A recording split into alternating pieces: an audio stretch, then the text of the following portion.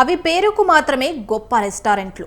కమ్మని వాసన, colourful lighting, నోరూరించే variety foods, గాలిలో గరిట తిప్పే నార్త్ సైడ్ షెఫ్లు. ఇవి రెస్టారెంట్లో పైకి కనిపించే సీన్లు. కానీ అదే రెస్టారెంట్ హోటల్ లోపలికి వెళ్ళి చూస్తే కానీ తెలియదు వాటి అసలు భాగోతాలు. వంటగదిలో బొందింకలు, సింథటిక్ రంగులు, కిచెన్లో ఓపెన్ డ్రైనేజీలతో హోటల్ యజమానులు కస్టమర్ల ఆరోగ్యాలతో చెలగాటమాడుతున్నారు. తాజాగా ఖమ్మం నగరంలోని ఇలాంటి హోటళ్లపై ఫుడ్ సేఫ్టీ అధికారులు తనిఖీ చేస్తే కళ్ళు బయర్లు కమ్మే విషయాలు బయటపడ్డాయి.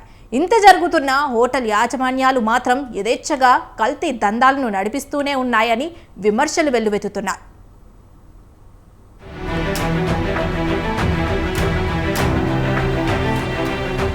పురుగులు పట్టిన మైదా, గడువు తీరిపోయిన సాస్, బూజు పట్టిన క్యారెట్లు, ఎన్నిసార్లు వాడారో తెలియని నూనె, సింథటిక్ రంగులు, కిచెన్లో ఓపెన్ డ్రైనేజీలు, ఇవి ఫుడ్ సేఫ్టీ అధికారుల సోదాల్లో బయటపడిన దారుణాలు.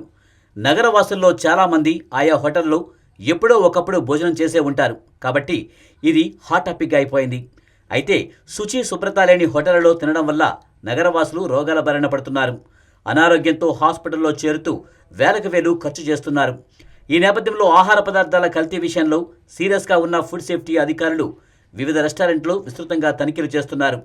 అయితే అధికారుల తనిఖీ సమాచారాన్ని ముందుగానే తెలుసుకున్న నిర్వాహకులు తమ బాగోతాలు బయటపడకుండా జాగ్రత్తలు తీసుకుంటున్నారు.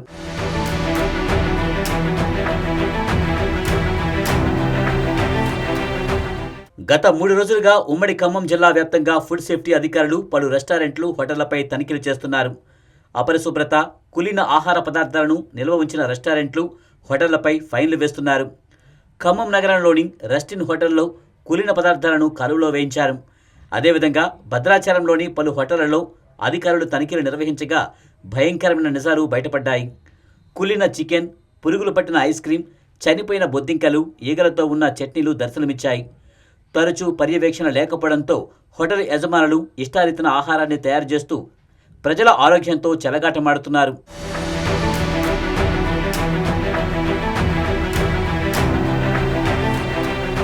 ఫుడ్ సేఫ్టీ డిపార్ట్మెంట్ ఆధ్వర్యంలో కమిషనర్ ఆదేశాల మేరకు భద్రాచలం పట్టణంలో Sri Bhadra grand hotel, Sri Gautami hotel, Sri Raghavendra tiffins and meals హోటల్స్పై ఫుడ్ సేఫ్టీ బృందాలు తనిఖీలు చేశారు. జోనల్ అధికారిని జ్యోతిర్మయ్య ఆధ్వర్యంలో ఆకస్మిక తనిఖీలు నిర్వహించారు. శ్రీభద్ర హోటల్లోని ఫ్రిడ్జ్లో ఫంగస్ సోకిన 88 లీటర్ల ఐస్ క్రీం దుర్వాసన రావడంతో హోటల్ యాజమాన్యంపై తీవ్ర ఆగ్రహం వ్యక్తం చేస్తూ నోటీసులు జారీ చేశారు.